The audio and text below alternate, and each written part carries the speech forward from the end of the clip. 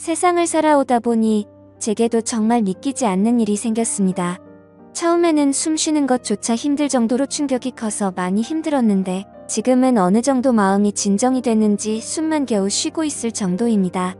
그래서 이제는 제 고민을 공유하고 다른 분들의 의견도 듣고 싶은 마음에 이렇게 사연을 보냅니다. 저는 올해 30살이고 아버지의 회사에서 일을 하면서 살고 있습니다. 제 아내는 저와 동갑이고 가정주부를 하고 있었죠. 아내와의 첫 만남은 5년 전 일이었고 친구의 생일 파티에서 처음 만나게 되었죠. 그날 저는 약속 장소인 강남에 있는 술집으로 가게 되었고 약속 시간보다 많이 늦게 도착을 해서 저는 급히 들어갔죠. 가게 안은 많은 사람들이 모여서 시끌벅적 난장판이더군요. 그래서 저는 조금만 앉아 있다가 축하만 해주고 가야겠다라고 생각하면서 자리에 앉았습니다. 그런데 제가 자리에 앉은 지 10분도 지나지 않아서 술집의 문이 열리더니 정말 여신이라는 표현이 아깝지 않을 만한 그런 여성이 들어왔습니다. 누가 봐도 바로 알 수 있는 명품 백에다가 고급스러운 복장이 귀티가 많이 흐르더라고요. 그래서였는지 그때 그 시끄러운 와중에도 몇몇 남자들은 저처럼 조용히 쳐다보고 있다라는 걸 느낄 정도였죠. 그때 저는 바로 그 생각이 들었습니다. 그때 당시에 그 술집에는 저희 테이블 외에도 다른 손님들이 앉은 테이블이 많았었기에 저는 속으로 제 친구의 생일 파티에 온 사람이면 좋겠다라는 생각을 했습니다. 그런데 제 바람은 현실이 되어 주었고 그 여성은 제 친구에게 가볍게 인사를 하더니 제 앞쪽으로 와서 앉더라고요. 저는 낯선 사람들이 많은 자리는 별로 좋아하지 않는 성격이어서 처음에는 조금만 있다가 얼굴만 비추고 바로 가려고 했었습니다.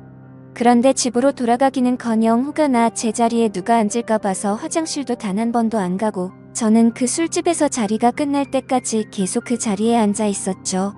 그때 당시 저는 나름대로 여유가 넘치는 편이었습니다. 어릴 때부터 부모님의 재력 덕분에 항상 부족함 없이 자랐었고 지금 생각하면 참 부끄러운 얘기지만 부모님의 힘을 빌려서 외제차를 사서 타고 다녔었죠. 그래서 그때는 철이 덜 들었었죠. 뭔가 여유가 넘치는 척 있어 보이고 싶어서 저는 일부러 테이블 위에 차키를 올려놓고 있었습니다. 마주 앉았던 그녀는 차키를 봐서 그랬던 건지 제게 호감이 있어서 그랬던 건지 저에게 먼저 말을 걸어주더라고요. 지금 생각해보면 제가 여유가 넘쳐 보여서 그랬던 것 같다라는 생각이 들긴 하네요.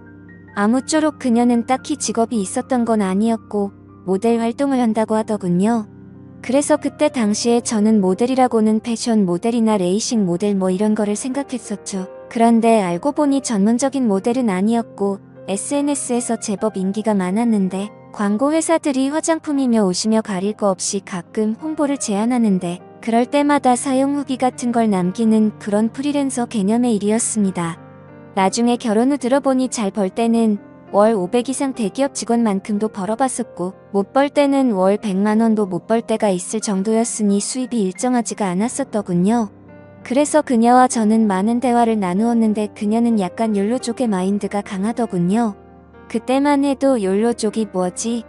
라는 생각을 했는데 알고 보니 미래를 위해서 현재를 희생하기보다는 미래 걱정은 접어둔 채 당장 현재를 즐기려고 하는 그런 마인드를 가진 사람이었습니다. 그래서 수익이 생기면 저축보다는 자신을 위해서 대부분의 돈을 지출한다고 하더라고요. 저도 그때는 제정신이 아니었던 것 같습니다. 콩깍지가 제대로 쓰였던 건지 제가 여유가 많았었던 편이어서 그랬던 건지 모르겠지만 그런 마인드를 가진 그녀가 왠지 자유로워 보였고 뭔가 멋있어 보이기까지 했습니다. 그런데 그런 사상이 얼마나 잘못된 건지 살아가면서 많이 느끼게 되었죠. 아무튼 그날 저희는 서로에 대해서 많은 이야기를 나누게 되었습니다. 자연스럽게 연락처를 교환했고 따로 약속을 잡아서 또 다시 만나게 되었습니다. 외모도 외모지만 성격도 제가 꿈꾸던 이상형이라고 생각이 들었죠. 그래서 저는 남자답게 먼저 고백을 했고 저희는 교제를 시작했습니다. 저희는 서로 이 사람과는 평생을 함께해야 될 사람이다 싶을 정도로 뜨거운 사랑을 나누었습니다.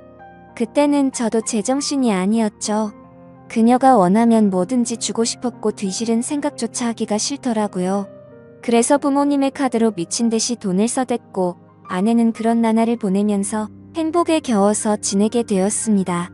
그 당시 저는 공무원을 준비하고 있느라 따로 직업이 없었습니다. 그냥 무의미한 대학생활과 군생활 이후 형편없는 삶을 살고 있었죠.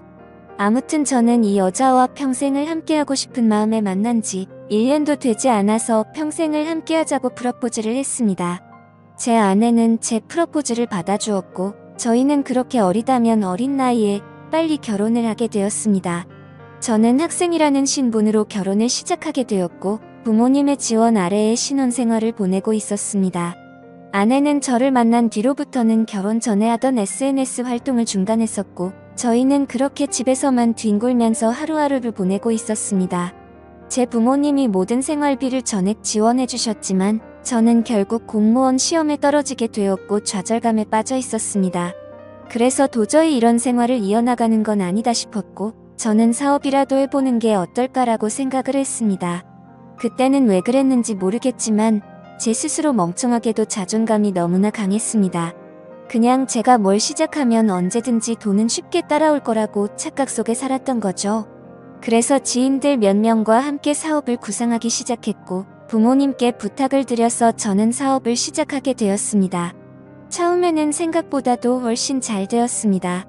동업을 하게 된 지인들과 저는 열심히 발 벗고 뛰었습니다. 그래서 이대로만 간다면 아버지를 넘어서서 훨씬 더 성공할 수 있겠구나 싶었죠. 그런데 그런 달콤한 꿈도 잠시였습니다. 왜 사업을 할 때 절대로 동업을 하지 말라고 하는지 알겠더군요. 돈 문제로 서로가 부딪히게 되더니 결국에는 사업은 엉망진창이 되었습니다. 아무래도 입장이 다 달랐었죠. 누군가는 자금을 투자했고 누군가는 발로 뛰었고 그러다 보니 굳이 서로가 필요 없는 존재로 여기게 되었고 분열이 되었던 거죠. 결국 남보다 더 못한 사이가 되면서 서로가 각자 제 갈 길을 가게 되었고 엎친 데 덮친 격으로 제가 했던 사업의 시장도 경쟁이 치열해졌습니다. 어떻게든 버티고 또 버텨봤지만 앞으로의 전망이 없다고 판단되어서 결국에는 사업을 포기하고 또 다시 백수의 길을 걷게 되었습니다. 그때부터는 점점 부모님 뵙기도 부끄러웠고 제 자신에 대한 자존감이 낮아질 대로 낮아졌습니다. 저는 신경이 날카로워졌고 그런 저를 걱정해주시는 부모님과도 큰 싸움을 하게 되었습니다. 무슨 자신감인지 다 필요 없으니까 저한테 연락을 하지 말라고 하면서 부모님과 연락도 끊게 된 거죠. 부모님도 그때는 지칠 대로 지치셨는지 완강하셨습니다. 무엇보다도 아내는 그런 제게 엄청나게 불만을 가졌고 매일같이 짜증을 냈습니다. 지금 당장 우리 둘 다 수입이 없는데 그렇게 싸우면 우리 생활을 어떻게 하느냐고 말이죠. 그래서 저는 쓸데없는 자존심으로 내가 어떻게든 먹여 살릴 테니까 걱정하지 말라고 했고 그날부터 할 수 있는 일은 뭐든지 했습니다. 쓸 수 있는 게 몸뚱아리 밖에 없다 보니 배달대행도 해보고 대리기사도 뛰었습니다. 그렇게 1년 동안 겨우 입에 풀칠하면서 버텨갔지만 도저히 미래에 대한 비전이 안 보였습니다. 그래서 결국 저는 부모님께 사죄를 드리게 되었습니다. 그동안 실망시켜드린 죄스러운 마음을 보답하기 위해서 아버지 회사로 들어갔습니다. 아버지 회사는 동생이 대학을 포기한 채 사업을 돕고 있었고 동생이 그 사업을 이을 예정이었습니다. 저 또한 아버지의 뒤를 이을 생각으로 들어간 건 아니었고 그래도 하루 벌어 하루 먹고 사는 인생보다는 기술이라도 배우는 게 낫겠다 싶어서 들어가게 된 거였죠.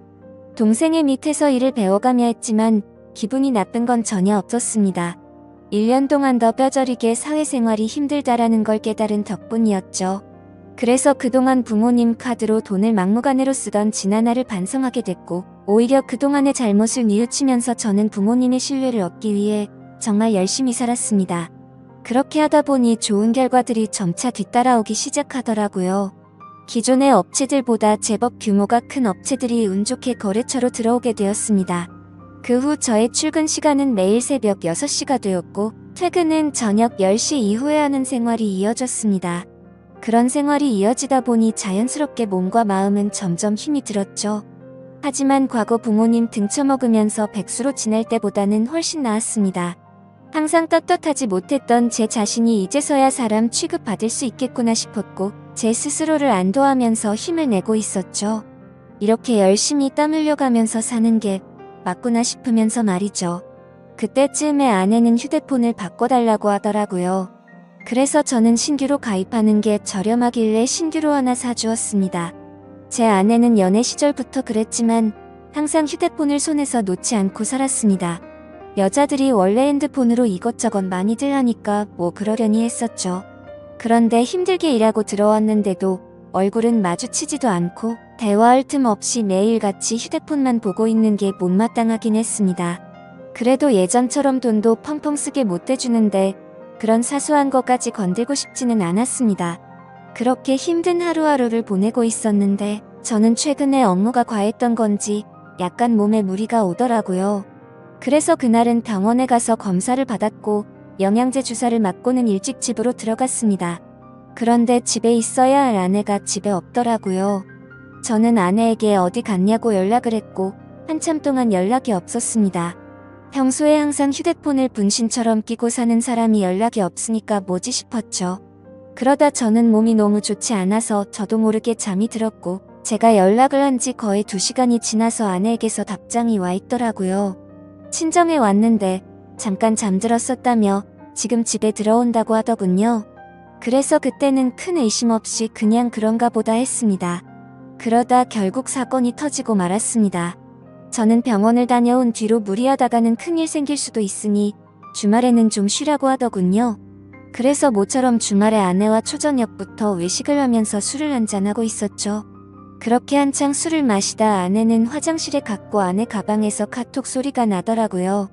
저희는 연애할 때부터 서로의 휴대폰을 보지 않기로 약속했었는데 갑자기 무슨 생각인지 저도 모르게 아내 휴대폰을 집어들어서 보게 됐습니다. 휴대폰은 잠금 상태가 되어 있었고 얼마 전에 아내 휴대폰을 사주면서 제가 등록해 두었던 패턴으로 풀어봤습니다. 아직 패턴을 바꾸지 않았는지 바로 풀리더라고요. 근데 카톡 내용을 보니 나와라고 와 있었습니다. 저는 그 메시지를 보는 순간 이건 뭐지 싶었죠. 누가 유부녀인 아내에게 이따위로 말을 하나 싶었고 기분이 더러웠습니다. 그래서 상대방의 카톡 프로필을 보니 50대 정도 되어 보이는 남자의 사진이더군요. 그때부터 뭔가 의심이 됐고 급속도로 분노가 치밀어 오르더라고요. 그래서 그 남자에게 곧장 전화를 했습니다. 그 많은 사람이 있는 곳에서 소리를 질렀습니다. 나 예지 남편인데 네가 뭔데 나오라 말하고 이따위 카톡을 보내냐며 욕을 했습니다. 그러자 상대방은 말을 더듬더라고요. 죄송합니다. 앞으로 다시는 연락 안 할게요. 정말 죄송합니다 이러더군요. 그래서 저는 뭐가 죄송하냐고 계속해서 추궁을 했죠. 근데 몇 분 동안이나 그 정신 나간 놈은 죄송합니다 다고만 할 뿐 제가 묻는 말에는 하나도 대답을 안 하더라고요. 그때부터는 더 이상 의심이 아니라 확신이 되었습니다. 아내는 잠시 후에 자리로 돌아왔고 저는 아내 휴대폰을 들고 있었습니다. 그 모습을 보고 아내는 곧바로 왜 남의 휴대폰 함부로 들고 있냐면서 짜증부터 내더라고요. 저는 헛웃음이 났고 아내에게 물었습니다. 뭐 숨기는 거 있냐고. 도대체 왜 그렇게 화들짝 놀라면서 화내냐고 물었죠. 아내는 휴대폰을 가져가서 자신에게 온 카톡 내용을 봤는지 잠시 생각하더니 말하더군요. 설마 오해하는 건 아니지? 라며 예전에 광고 의뢰하셨었던 사장님인데 연락이 온 거라고 하더라고요. 그래서 저는 너는 아는 사람한테 문자를 그따위로 보내는 사람 봤냐고 물었습니다. 그러자 아내는 그러게 이 사람 제정신이 아닌가 본데? 라며 시치미를 떼더군요. 저는 말했습니다. 내가 이미 그 사람한테 전화했고 그 사람이 다 인정하고 사과까지 했는데 끝까지 거짓말하려고 하냐고 말했습니다. 외도를 했다고 듣지는 않았지만 일부러 아내를 떠보려고 그렇게 말해봤습니다. 그러자 아내는 통화 내역을 확인하더니 조용히 있다가 미안하다고 하더라고요. 제발 그 말이 나오지 않기를 바랬습니다. 그냥 단순한 착각이길 바랬고 그 대답을 듣는 순간 피가 거꾸로 솟더라고요. 이게 미안하다고 될 일이냐고 말했고 그동안 있었던 일에 대해서 솔직하게 말하라고 했습니다. 지금부터 거짓말 하나라도 하면 연락 온 그놈 당장 찾아가서 다 엎어버리고 네가 한 짓도 너희 친정에 가서 다 말한다고 했죠. 그러자 아내는 그동안 있었던 사실을 말했습니다. 아내도 처음부터 이러고 싶지 않았답니다. 제가 배달 대행의 대리기사까지 하면서 한창 힘들게 지내던 때 자신도 도움이 되고 싶은 마음에 다시 SNS를 시작하게 되었다고 하더군요. 그런데 한참을 쉬어서 그런지 예전처럼 광고가 들어오지 않았고 이 남자에게서 메시지가 왔다고 하더라고요. 그냥 딸을 잃어서 너무 그리워서 그런데 만나서 밥만 먹어줄 수 없겠냐며 부탁을 들어주면 30만 원을 준다고 했다더군요. 그래서 혹시라도 이 남자가 헛짓거리하면 바로 경찰에 신고를 할 생각을 가졌고 밥만 먹고 30만 원이나 챙기자 싶어서 나갔답니다. 그런데 그 사람은 아주 젠틀했고 약속대로 밥만 먹었는데도 30만 원을 줬답니다. 그렇게 만남을 몇 번 더 이어가다 보니 지금까지 연락을 주고받았다고 말하더군요. 저는 단도직입적으로 물었습니다. 그래서 어디까지 간 거냐고 물었죠. 아내는 엄청 놀라면서 절대로 그러지 않았다고 하더라고요. 저는 또 아내를 떠봤습니다. 제발 아니길 바라는 마음으로요. 너 지금 또 거짓말하냐고 그 남자한테 이미 다 들었다고 하니까 아내는 갑자기 눈물을 흘리면서 진짜 미안하다면서 당신이 너무 힘들어 보여서 그랬다네요. 그런 모습을 보니 숨이 막혔고 어디서부터 어떻게 잘못된 건지 머리가 띵하더라고요.